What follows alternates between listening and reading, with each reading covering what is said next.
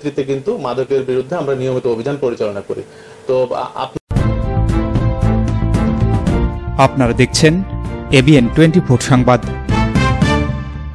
মাদকের কারণে ভেঙে যাচ্ছে বিয়ে, অভিভাবকরা পড়ছেন বেকায়দায়। গাইবান্ধার পলাশবাড়ি পৌর শহর থেকে 1 কিলোমিটার দূরে অবস্থিত গ্রামটির নাম রায়গ্রাম। দশক দুয়েক আগে থেকেই গ্রামটি জেলা জুড়ে হিরোইন পল্লী নামে পরিচিত।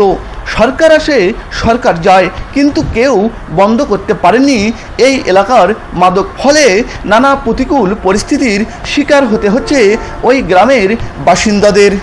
আমার মানুষের নজ্জা দেয়, বলে হিরোইন এলাকায় বসত করো, চোর এলাকায় বসত করো। এই মাদকের ব্যবসাটা রায়গ্রামে বেশি চলে। এর ঘরে পাতিল হারায়, ওর ঘরে গরু হারায়, বিভিন্ন সমস্যায় আমরা সংকটে আছি। জন্মের পর থেকেই নিয়ে দেখতেছি এটা আরো ব্যবসা চলতেইছে, এখনো চলতেইছে। তার মধ্যে আগে হয়তো একজন পরিবারে করছে, এখন হয়তো একজনের থেকে 7 জন হয়ে গেছে, কারণ ওর পরিবারের সংখ্যা বেশি। অনুসন্ধান বলছে দশক দুয়েক আগে এই গ্রামের কতিপয় ব্যক্তির হাত ধরে মাদক ব্যবসার উৎপত্তি হলেও তারা মারা যাওয়ার পর এখন তাদের পরিবারের লোকজন, আত্মীয় স্বজন, এমনকি এই গ্রামের অনেকেই এখন এই মাদক ব্যবসার সাথে যুক্ত। আমার সন্তানকে মানুষ করতে পারবো না তো এখানে, এইভাবে আর মাদক ব্যবসা করলে আমার স্বামী মাথা ফেটে দিছে, আমার দেবরের হাত কেটে দিছে, রক কেটে দিছে। এভাবে কি এখানে চলাফেরা করা যায় না? ওরা হিন ব্যবসা করে, ওখানে বিয়ে শাদী করান দেওয়া না, এই নিয়ে ভাগিয়ে যায় আর বিয়ে শাদী হয় না। খুব শিক্ষার্থী ও অভিভাবকদের অভিযোগ, মাদক ব্যবসার কারণেই তারা শিক্ষা প্রতিষ্ঠানে পড়ালেখা করতে গিয়ে অনেক বিড়ম্বনার মধ্যে পড়তে হয় তাদের। সবাই কয় 7 গ্রামের 4 গ্রামটা খারাপ, বিয়ে দেওয়া যাওয়া লাগে, বিয়ে হয় না, কত কাহিনী করে বিয়ে দেওয়ার লাগে। আমার ছেলে মেয়েকে জড়াতে নিয়েছিল, নষ্ট হয়ে যাওয়ার ধরছিল, শাসন শোষণ করে ছেলেকে এখন ঢাকা দেবে।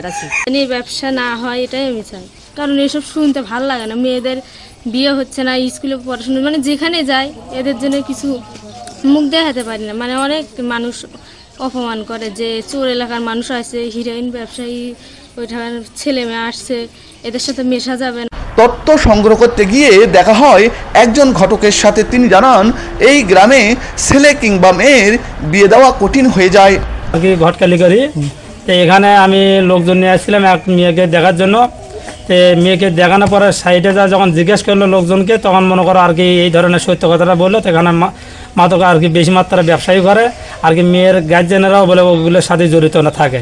যার কারণে আমি ছেলের গার্জেনক দেখার পরে, তখন ছেলের গার্জেনক দেখার পরে শোনার পরে তখন আমাকে নিষিদ্ধ করে দিল, না ভাই এই এলাকায় বিয়ে করেন যাওয়া লাগে না।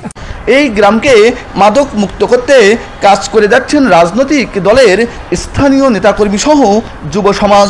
মানে কোনো জায়গায় পরিচয় দিতে পারি না, যদি শুনি যে গ্রাম বাসা কোথায় দুর্গাপুরে, দুর্গাপুর বাসা কি আই গ্রাম বাড়ি এখানে, এরকম একটা মানুষের মেন্টালি হয়ে গেছে। আমাদের মনে করে সে একটা অবস্থানে আজকে এই গ্রামের মেয়ে যদি বিয়েও দিতে যায়, রায় গ্রামের কথা শুনে সেখানে মানে বিয়ে সাথে দিতে মানুষ ইচ্ছুক না, মানে এমন একটা পরিবেশ। সেক্ষেত্রে আমরা যুব সমাজ সবাই উদ্যোগ নিতে মাদকটা যাতে না থাকে।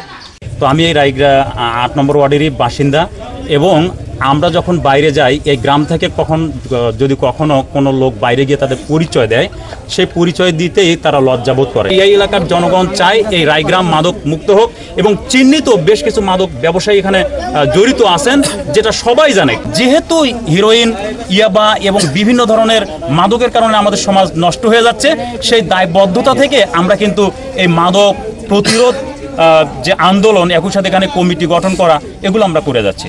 মাদকের বিরুদ্ধে জিরো টলারেন্সের কথা জানিয়ে পুলিশের এই কর্মকর্তা জানান ওই গ্রামে সভা করে মানুষকে সচেতন করা হবে। আপনারা জানেন যে বাংলাদেশ পুলিশ মাদকের বিরুদ্ধে জিরো টলারেন্স ঘোষণা করেছে অনেক আগেই। তো তারই ধারাবাহিকতায় আমরা শুধু গাইবান্ধার পলাশবাড়ির যে রায়গ্রামের কথা বললেন, সে রায়গ্রাম নয়, পুরো গাইবান্ধা জেলাতেই যখন যেখানেই মাদকের তথ্য আমরা পাই, কিংবা কোনো এলাকায় মাদক সংক্রান্ত কোনো তথ্য পেলে তাৎক্ষণিক সেই এলাকার বিট অফিসার এটি নিয়ে কাজ করেন।